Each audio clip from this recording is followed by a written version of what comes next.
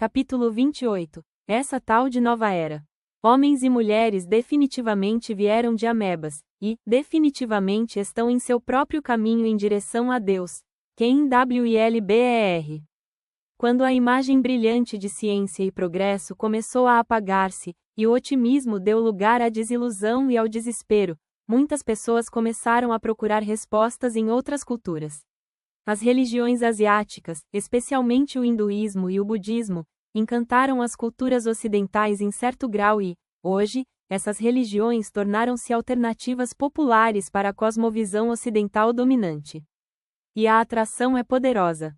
O secularismo ocidental é materialista, limitando a realidade ao que pode ser testado cientificamente. O misticismo oriental é espiritual, abrindo a consciência para novos níveis de conhecimento. O pensamento ocidental é analítico, conduzindo para a fragmentação e a alienação. O pensamento oriental é holístico, prometendo cura e integridade. A ciência ocidental destruiu o ambiente e poluiu o ar. O panteísmo oriental oferece um novo respeito pela natureza. Nos anos de 1960, muitos jovens voltaram-se para as religiões orientais para preencher seus vazios espirituais, dando início ao movimento da nova era. Hoje, o movimento tornou-se tão importante que faculdades comunitárias oferecem classes de yoga, tai chi, astrologia e terapia do toque. O movimento da nova era é também um negócio bem-sucedido. Supermercados locais no ZEUA oferecem cópias grátis de publicações da nova era, anunciando de tudo, desde práticas de saúde holística a terapia de vidas passadas. No Brasil, faculdades de porte oferecem cursos alternativos com as mesmas propostas.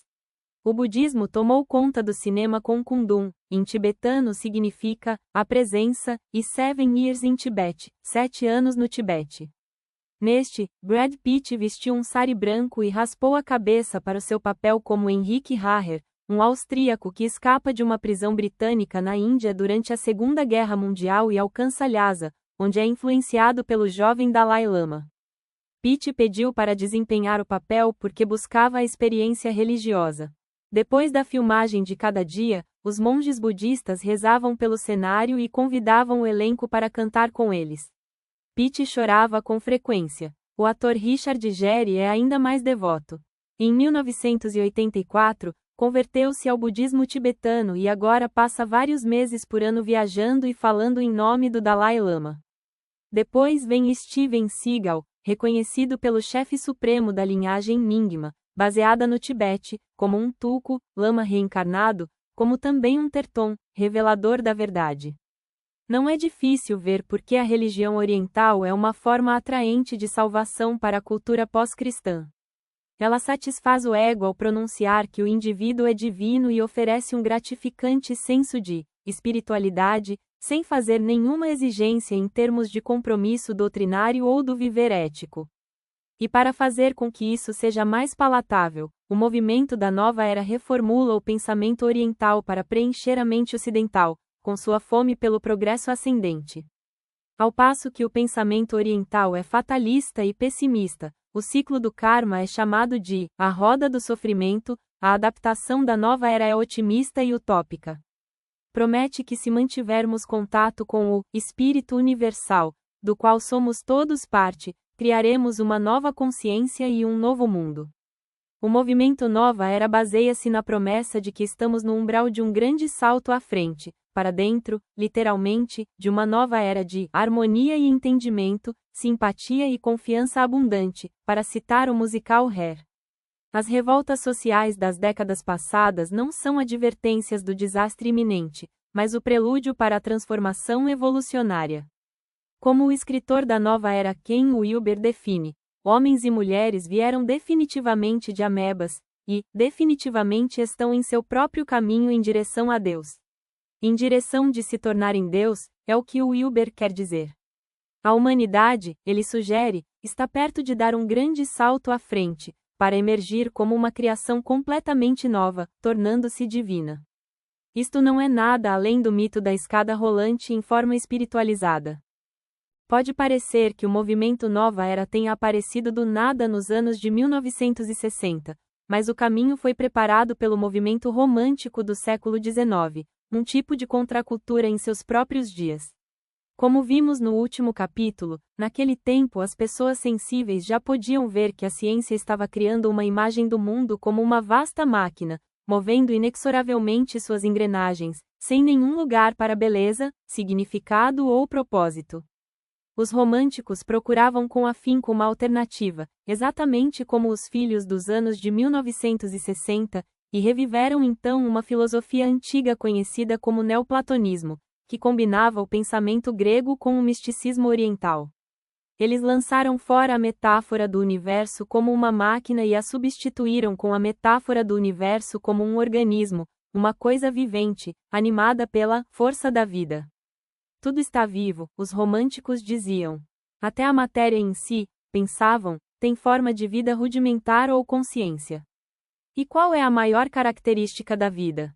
Crescimento, desenvolvimento. Os românticos propuseram que, da mesma forma como cada organismo se desdobra em estágios de acordo com uma lei interna de desenvolvimento, a vida em si também se desdobra em estágios definidos do simples ao complexo sob a direção da força da vida. A força da vida muitas vezes tomou os adornos de uma divindade imanente, de maneira que Deus foi concebido não como o Criador transcendente, mas como um espírito penetrando na natureza. O mundo não era nenhuma máquina, ele estava vivo, escreve o historiador John Herman Randall, e Deus não foi seu criador tanto quanto sua alma, sua vida. A publicação da obra de Darwin, A Origem das Espécies, trouxe grande auxílio ao conceito de evolução espiritual. Muitas pessoas que aceitaram a evolução do darwinismo não eram ateístas, ao invés, tentaram integrar a teoria de alguma maneira na religião, identificando Deus com uma força que dá propósito e direção à evolução. Contudo, o resultado final foi muitas vezes mais aparentado ao panteísmo do que ao cristianismo ortodoxo. Esse Deus era completamente imanente, compelindo a evolução ainda para maiores alturas e levando a humanidade para algum lugar ao longe da perfeição divina. Como Alfred, Lord Tennyson escreveu, há um Deus, uma lei, um elemento, e um evento divino bem distante, para o qual toda a criação se movimenta. A evolução espiritual com frequência reduziu Deus a um participante no processo, um Deus em processo de desenvolvimento, que estava gradativamente evoluindo junto com o mundo para uma divindade completa. No início do século XX, o filósofo Henry Bergson reduziu Deus a uma força vital animando toda a vida e levando avante a evolução. O grande filósofo Alfred North Whitehead retratou Deus como a alma do mundo, mudando conforme o mundo muda, empenhando-se em busca da perfeição. E o papel do ser humano é ajudar Deus a realizar-se. Como o teólogo Charles Harchirone define, somos os co-criadores, com Deus, não somente na criação do mundo mas também em realizar Deus em si. Já encontramos algumas dessas ideias antes no capítulo 21, sob o rótulo de Teologia de Processo, a que mais rápido cresce na América hoje.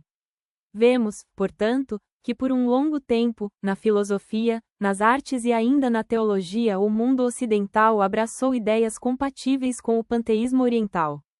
Tudo o que o panteísmo precisou foi de uma desilusão difundida pela cultura ocidental para lançar e transmitir essas ideias à crença popular. A nova era na sala de aula.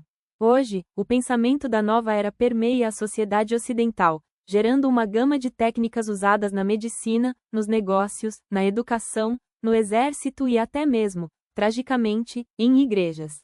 Vários exercícios de meditação são vendidos como meio de resolver conflitos e aumentar o relaxamento, a criatividade, a autoestima e até a saúde física. Por exemplo, no curso de administração da Universidade de Stanford, um seminário registrado como Criatividade nos Negócios inclui meditação, mantra, trabalho do sonho, cartas de tarô e uma discussão sobre o capitalismo da nova era. As agências do governo, assim como os negócios particulares, gastam milhões de dólares em contratos com companhias de consultoria que usam as técnicas da nova era para treinamento administrativo. Casos semelhantes ocorrem no Brasil. Como é natural, esses programas raramente usam a linguagem religiosa de modo aberto.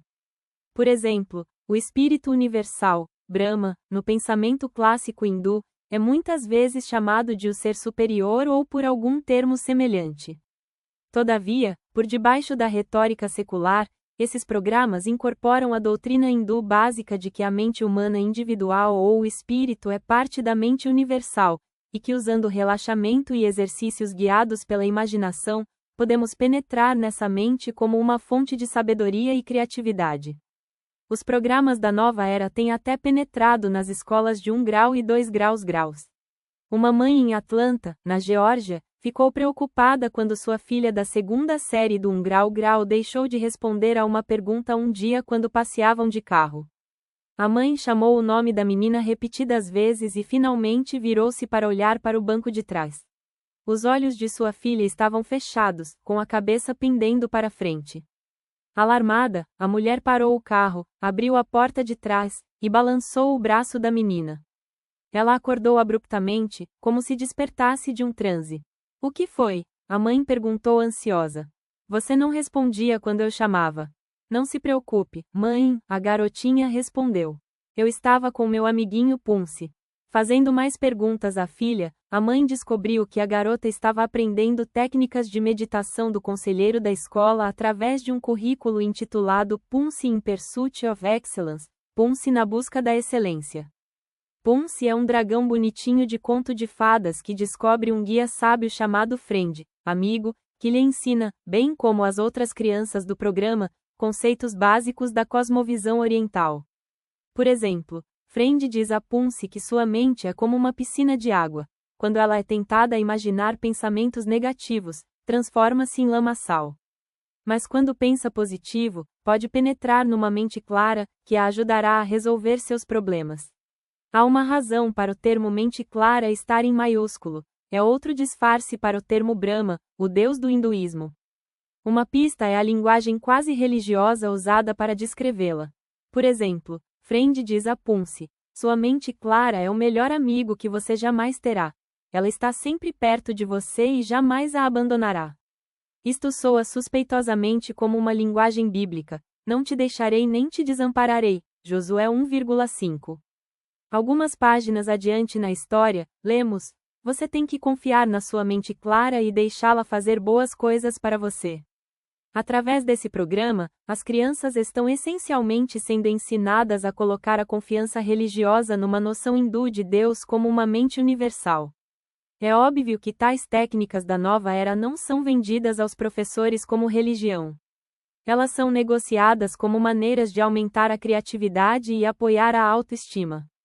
PUMSY ensina aos jovens para cantarem slogans como, eu consigo, eu posso fazer acontecer, e, eu sou o suficiente. Mais uma vez, ouvimos reflexos dos temas bíblicos, eu sou o que sou, Êxodo 3,14. Esse programa está ensinando autoadoração, não autoestima. Está ensinando que somos salvos não por confiar no Deus transcendente que nos alcança com a graça, mas percebendo que Deus está dentro de nós, que nós somos Deus. A salvação não é uma questão de reconhecer o pecado, mas de elevar nossa consciência até o reconhecimento da nossa divindade interior. A educação é somente um caminho para as ideias da nova era. Elas aparecem em cada canto da cultura popular. Os livros sobre a nova era, por exemplo, gozam do privilégio de ser colocados em posição destacada nas prateleiras das livrarias, muitas vezes ultrapassando as obras da religião cristã tradicional. Se você abrisse um livro e lesse, olhei e vi um novo céu e uma nova terra, talvez pensasse estar lendo o Apocalipse. Ao invés disso, é a abertura do mega sucesso de James Hetfield, The 10th Insight, o 10º Insight. As palavras são de fato do Apocalipse, mas essa é a ligação mais próxima com qualquer coisa bíblica. Enquanto a história se desdobra, o autor entrelaça sua filosofia de nova era com o enredo. Aprendemos então que, antes de nascermos, fomos todos parte de uma grande força espiritual pervadindo o universo. Podemos reconectar-nos nessa força ou alcançar união com Deus, se relembrarmos de como era fazer parte de Deus antes de nascermos. Esse conhecimento é retomado por sintonização ao espírito interior, fragmento do espírito universal que permanece em todos nós. Se um número suficiente de pessoas fizer esse contato, Redfield afirma, a sociedade será transformada. O mal e o crime desaparecerão. A pobreza e a doença serão apagadas. Viveremos em harmonia perfeita, exatamente como retrata o livro de Apocalipse. Até mesmo cristãos podem ser desarmados pelas sutilezas da nova era. Você deve ler este livro, um amigo entusiasta disse a Nancy Pierce, dando a ela um exemplar de The Secret Garden, O Jardim Secreto, de Francis Hodgson Burnett, publicado pela primeira vez em 1911. A amiga era uma mãe cristã bem intencionada, e o livro um clássico infantil. Mas Nancy se surpreendeu quando descobriu que a obra versava sobre a filosofia hindu enfeitada como uma história encantadora para crianças. Nas palavras de um garoto de 10 anos chamado Colin, uma das principais personagens do livro, o mundo é feito de uma única substância espiritual, que ele chama de mágica, sempre com inicial maiúscula. Tudo é feito a partir da mágica, folhas e árvores, flores e pássaros, texugos e raposas, esquilos e pessoas, afirma Colin. A mágica está em mim. Está em cada um de nós. Isto é panteísmo clássico, e Burnett entrelaça-o com uma linguagem tirada exatamente do credo cristão.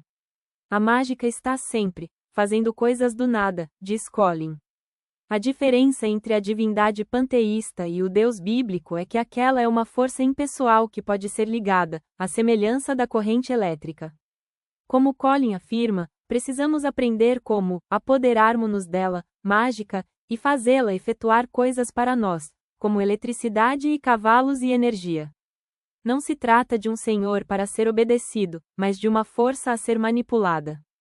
E a maneira de fazê-lo é através de feitiços e encantamentos. Assim, Colin canta, a magia está em mim. Mágica, mágica, venha e me ajude. Ironicamente, alguns anos depois que Nancy leu O Jardim Secreto e dissecou seus temas de nova era, seu próprio filho teve de lê-lo numa escola cristã.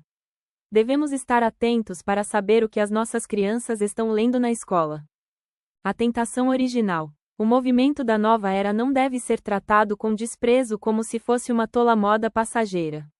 Ele é o veículo para a disseminação de uma cosmovisão completa, oferecendo resposta para as 3 maiores questões da vida. De onde viemos e quem somos? Somos de alguma forma fragmento do espírito universal. O que deu errado com o mundo? Esquecemos a nossa verdadeira natureza, esquecemos que somos parte de Deus. Qual é a fonte da nossa salvação? Devemos redescobrir a nossa verdadeira natureza e nos ligarmos ao Deus interior. Como todas as formas do mito da escada rolante, essa começa com as premissas utópicas. Não existe nenhum mal real, somente a ignorância. Esquecemos quem somos. E, além disso, não existe nenhuma redenção real, somente a iluminação. Devemos recuperar um conhecimento místico da nossa divindade interior. Podemos fazê-lo por várias técnicas, como meditação, exercícios de relaxamento, exercícios guiados de imaginação, visualização e uso de cristais. Tudo focaliza a produção de um estado de conscientização em que as fronteiras do ser se dissolvem e ganhamos o senso de unidade com o divino. Através dessa consciência superior, uma pessoa é reconhecida como tendo penetrado o poder divino e se torna mais criativa, mais energética, e até mesmo capaz de curar doenças através do poder da mente. Mas como todas as formas de utopismo, essa oferta de salvação é vazia. Ao negar a realidade do pecado, deixa de dirigir-se à verdade crucial de nossa existência, que somos criaturas caídas propensas ao mal. Os proponentes da nova era nos asseguram que alienação e rivalidade existem apenas no nível superficial da existência. No nível mais profundo, somos um com o próximo em Deus. Na medida que nos dermos conta dessa unidade, afirmam, começaremos a tratar uns aos outros com gentileza e caridade. Contudo, essa visão da natureza humana simplesmente não tem correspondente na realidade. Mero conhecimento não é o suficiente para cortar o mal do coração pela raiz. Simplesmente saber o que é certo não nos capacita para fazer o certo. Esse é o dilema contra o qual o apóstolo Paulo se debateu. Porque não faço o bem que quero, mas o mal que não quero, esse faço, ver especialmente Romanos 7,14 a 25. Não precisamos elevar nossas consciências, precisamos ser salvos. A divindade da nova era não nos pode salvar. Ela é uma essência de energia espiritual impessoal subjacente a todas as coisas. Ela, ou melhor, isso, é mais relacionada com eletricidade do que com divindade. É um poder que as pessoas tentam ligar, não o Deus pessoal o qual podem amar e com quem podem comunicar-se. Além do mais, com todas as suas promessas sobre elevar a autoestima, o Evangelho da Nova Era nada faz para afirmar o valor do indivíduo, não oferece nenhuma base para a dignidade e significado humanos.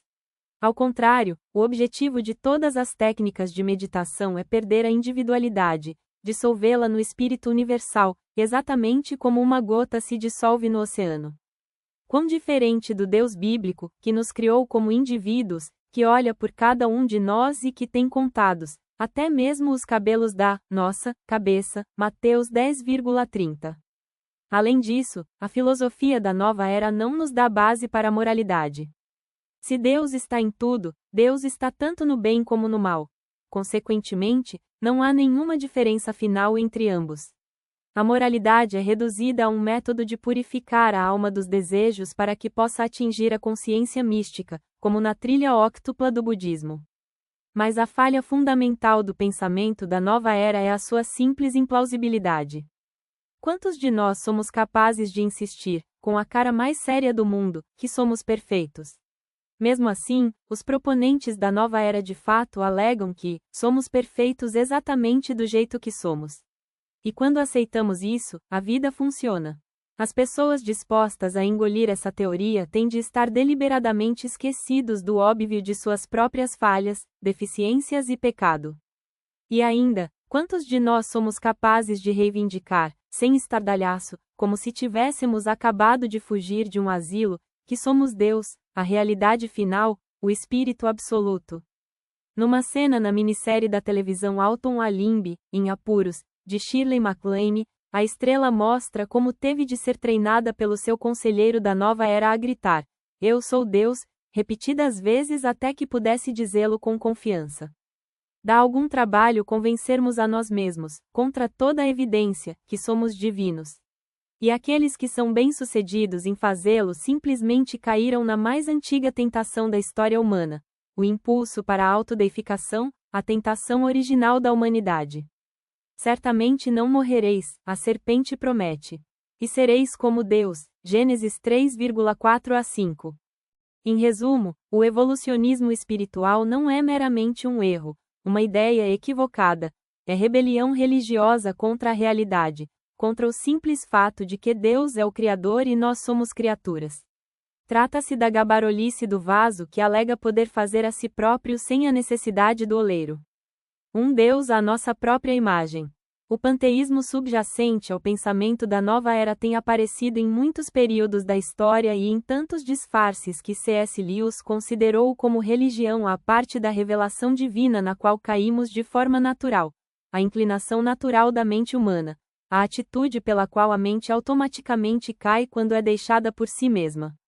Por essa razão, Lewis observa, o panteísmo é o único oponente realmente formidável do cristianismo. E ainda hoje o panteísmo está fazendo incursões até mesmo dentro das instituições cristãs. Igrejas populares têm conferências de reimaginar, denunciando o Deus bíblico como patriarcal e fazendo cultos de adoração a Nossa Mãe, Sofia, nome grego para sabedoria. O apologista cristão, Peter Crift, diz que na Faculdade de Boston, onde ensina, muitos alunos entram como panteístas. Muitos dos meus alunos acreditam que somos parte de Deus e que Deus está em cada um de nós. Como consequência, não acreditam que precisamos ser salvos. Precisamos apenas reconhecer nosso valor intrínseco e nos aceitar como somos. Não é de admirar que muitas pessoas preveem que o grande confronto do século XXI será entre o movimento da nova era e o cristianismo ortodoxo. O perigo é que, como mais e mais cristãos consideram a religião como uma terapia, relaxamos as nossas defesas contra as cosmovisões que atraem principalmente as nossas emoções, enquanto não exigem nada. A nova era é a combinação religiosa perfeita para uma cultura dirigida por uma terapia da mente, faminta para preencher o nada. Ela permite aos seus seguidores recorrer à sabedoria antiga meramente para reformularem de modo que se ajuste à moda do momento. Em contraposição, o cristianismo faz exigências morais estritas aos seus seguidores. Os críticos frequentemente rejeitam o cristianismo como mera satisfação de desejo, uma ilusão confortante prescrita pelos antigos. Contudo, essa caracterização é patentemente tola. Quem, afinal de contas, inventaria uma religião na qual somos ordenados a dar nossas vidas pelos outros, superar o mal com o bem, amar os nossos inimigos, dar a outra face, dar nossas riquezas aos pobres, ser justo e misericordioso? Será que alguém realmente projetaria uma religião devotada a um Deus todo-poderoso, soberano e onipotente que exige justiça e obediência? Um Deus que ministra julgamento severo? Não. Quando as pessoas criam as suas próprias religiões, criam deuses à sua própria imagem. Os deuses antigos da mitologia tinham poder limitado, eram sujeitos à interferência humana e exibiam todas as fraquezas e vícios humanos. E o Deus da nova era, além de ser um pouco mais do que um sentimento íntimo sincero, ou na pior das hipóteses, um mistificador dos poderes ocultos, é meramente uma ratificação de qualquer coisa que o ego humano queira. Numa análise final, qualquer cosmovisão religiosa deve passar pelo teste mais crucial: pode ela fazer sentido na condição humana? Oferece redenção genuína? É verdade? Aplicando esse teste à cosmovisão da nova era, detectamos sua fraqueza fatal. Ela deixa de corresponder à realidade como nós a experimentamos. E se não existe resposta no Ocidente e nenhuma resposta no Oriente, para onde alguém deve voltar-se?